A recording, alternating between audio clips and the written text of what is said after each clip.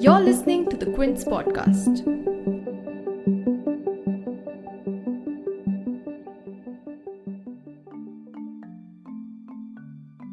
Does the justice system respond differently to a Dalit person? The incident where a 19-year-old Dalit woman from Uttar Pradesh's Hathras district succumbed to her injuries after being allegedly gang-raped and brutalised by 4 upper-caste men has sparked a reckoning around the everyday caste-based violence. While citizens are shaken up by the heinous nature of the crime, Dalit rights activists are pointing out that it's not just the crime, but the systemic casteist bias that enables this kind of violence to go on unchecked that needs to be talked about. At the same time, the case is also drawing our attention to the biased media reportage, and the police force reportedly did not want to register a case against the 4 accused initially, only to cremate the girl's body later hurriedly. This incident is making us ask what happens when a person from the Dalit community seeks justice in India. Should the case be seen as an isolated incident of sexual violence, or is it a part of a broader pattern of a caste-based misogyny and caste-based violence prevalent in our society? Are the police and the media complicit as much as a casteist society? In this podcast, you'll hear from Christina Dhanaraj, advisor of Smashboard, which is a digital platform designed to fight patriarchy, and Riya Singh, a PhD scholar from Ambedkar University, who's also a part of the core leadership group, a Dalit Woman Collective. You're tuned in to The Big Story, the podcast where we dissect the headline-making news for you. And I'm your host, Shorbari. 14 September 2019. A 19-year-old woman from the Dalit Valmiki caste goes to the fields with her mother and then goes missing soon after. When she's finally found, she appears to have been brutally injured. She's admitted to the Aligarh Muslim University's Jawaharlal Nehru Medical College and Hospital, and it's from the very beginning that the police have been accused of insensitivity and bias and downplaying the case. It was alleged that the police refused to file an FIR for 5 days following the rape, and then the Hathras SP Vikrant Veer also went on to claim that the medical reports did not confirm rape and that there were no signs of abrasion on the victim's private parts, and the reports on her spine being broken were also false. Although subsequently the 4 accused are arrested, the woman's family alleges that she is not being given proper medical care at Hathras and Aligarh, and then she shifted to Delhi for treatment following no signs of improvement. After 2 weeks of holding on to life, she succumbs to her injuries on 29th September. And then comes another red flag in this case. The same night of her death, her body is taken back to her village and she's cremated in the dead of the night in the presence of full police force. Even as the police themselves claim that the cremation took place in the presence of the family members, her mother and brother told the Quint reporter Asmita Nandi, who travelled to Hathras to cover the case, that the family wanted the cremation to take place in the morning with full Hindu rituals. And so the urgency to cremate the body in the middle of the night seems inexplicable. The family has alleged that the police forcibly cremated the body without their permission and in their absence. For more details on what happened on the night of the cremation, you can follow our coverage on the Quint's website and also the Quint's YouTube channel. But as this allegation comes to be reported, so do discrepancies in the forensic reports. The autopsy report from Safdarjung Hospital states that the woman received an injury to the cervical spine, which was produced by blunt trauma. The report also mentions rape and strangulation in her medical history. As you can see, the findings are quite different from the AMU report.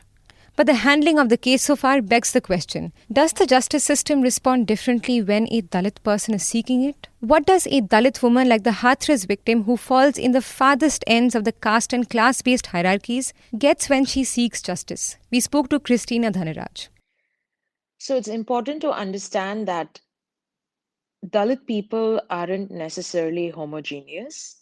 So how a Dalit person seeks justice and how the justice system responds to a Dalit person is not the same across the board. It obviously depends on the privileges that a Dalit person will have, however micro they are, and that depends on social capital, the networks that they are part of, the class privilege that they come with, the religion they belong to, the city that they are living in, whether they are urban or rural, whether they are a woman or a man or a transgender.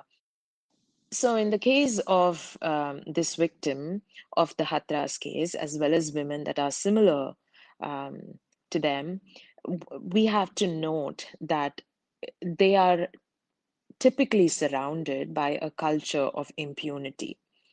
And by that we mean that at every level and at every step of the legal proceedings, they are barricaded and they are stopped from attaining justice. It can be as simple as going to a government doctor and getting their evidence recorded or collected, or even finding first aid, which will be denied to them, or their evidence will not be collected in the right fashion. Going to a police station and trying to record an FIR would be denied to them, or they might be filed under different sections rather than SEST, Prevention of Atrocities Act. Uh, it could be, if at all an FIR is filed, it's possible that the next level of a legal proceeding would be stopped. Maybe you wouldn't get a date at the magistrate court. Maybe you would not get a date for hearing. Maybe the arrests won't be made. Maybe a trial would not be followed up with. And if they are successful in going to the extent of getting a trial, maybe conviction won't happen. So you see, at every level, a Dalit woman, particularly somebody who is underprivileged and disenfranchised by virtue of illegal aid, financial support, family support, social support, or social connections, will find it extremely difficult to attain justice or to have any conviction achieved.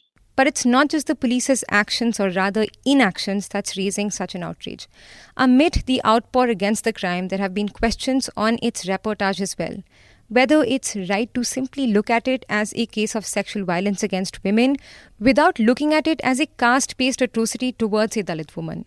Even as media reports cover the incident, Dalit rights advocates say that her Dalit identity took a backseat in the reportage. But here's why reporting the caste identity matters in such cases. Let's go over some data. According to an NCRB report from 2015, sexual assaults against women and rape were the top crimes against scheduled castes. Another report from 2016 says that over the decade, the rate of crimes against Dalits rose more than 8 times, which is about 746%, while the crimes against Adivasis or scheduled tribes grew by over 12 times, which is over 1,160%. And more recent NCRB data from 2019 also shows that Uttar Pradesh, where the Hathras crime took place, topped the list of the states with the highest number of crimes against women, with 59,853 of such incidents. These numbers, of course, don't account for the number of unreported cases of caste-based violence or even capture the everyday discrimination that the underprivileged castes face. But are incidents of violence against Dalit women, as we've seen in the Hathras case, reported differently in the media? Back to Ms. Dhanaraj. How does the media report such incidents? Obviously, as we may have seen, the crimes against Dalit women specifically and caste-based sexual crimes against Dalit women are reported in a very graphic manner. It's reported in a way that is completely deplorable. The images that are used, the people that are being shown on the media, and with zero consideration for the Dalit family's privacy or for their dignity. Nothing is done. No kind of blurring is happens. No kind of hiding of people's information happens. It's just out for consuming. It's out there for voyeuristic consumption. And I do believe absolutely, whether it's print, visual, or social media, they can definitely exercise a lot more caution and a lot more care in the way they are reporting sexual crimes against Dalit women. Absolutely. The media has also been accused of underreporting and late reporting of this case until it blew up. Are the police and the media complicit as much as a casteist society? Riya Singh says that the onus has fallen on the Dalit community to escalate such incidents. Yeah, obviously, media and police is casteist. They're very much a part of society we live in. They're not aliens who will remain unaffected by the social realities and casteist practices. They indeed are complicit.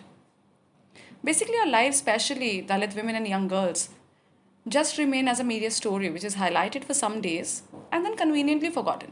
The list of such cases is really long. Surekha, Delta, Jisha. I do not think that the uproar will work in the light of complete system failure in protecting young girls from my community. Right before the Nirbhaya case happened, a young Dalit girl was raped in Haryana, and the complete villages from Haryana had come to Delhi protesting outside AIMS hospital in 2012. For days, they did not move from here, but no media covered it. Cases don't get attention unless there is a public outrage against it. This has become like an extra onus on Dalit community to escalate the matter so that it gets sufficient attention. Now, because of this incident, there's an influx of other reports of everyday caste-based discrimination or violence that silently exists without any visible accountability. Has caste-based discrimination become so normalized that it takes a brutal rape case to draw our attention to the everyday violence? Ms. Dhanraj says that the magnitude of violence in this case isn't even a one-off incident. Sexual violence is rampant, and people might be familiar with the NCRB data that says that at least 4 Dalit women are raped every day. Again, this is an underreported number. And all that one has to do is just Google or is just use a keyword on a search engine and that says Dalit women and rape or Dalit women and assault or violence, and several news items will pop up. Social media handles have in recent days have also been quite active in sharing reports as well as compilations of all that has happened just in the last few months. So the answer to that question is yes, indeed, it has been normalized to such an extent that it takes something as brutal as this for us to zoom into what's happening, particularly for Dalit women. But also it's important to know that the magnitude of the brutality that we witnessed in Hathras case is again not a one-off thing.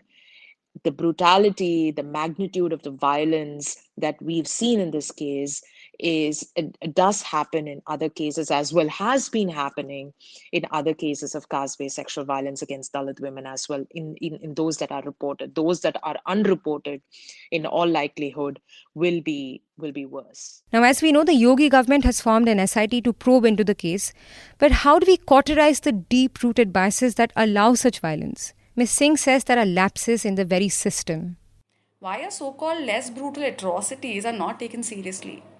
The lapses in taking the Special Act seriously by the administration as well as by the citizens in India allow for the space for committing atrocities and to also feel entitled.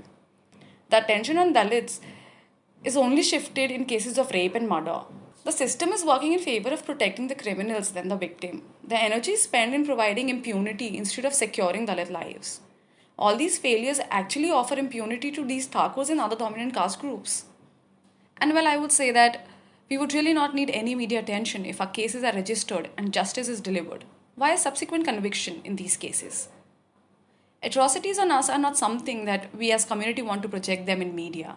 But when all systems fail, we are bound to reach out to the public. But what we actually need is implementation of the special legislation for the SC and STs. And its proper implementation in each case at each level, leading to the conviction of the criminals. If you like listening to this episode, please subscribe to the Big Story playlist for episodic updates. We're live on Apple, Google Podcast, Spotify, JioSaavn, and most of the other popular podcast streaming platforms. For other podcasts, please log on to the Quint website and check out the podcast section. For any feedback, shoot an email to podcasts@thequint.com.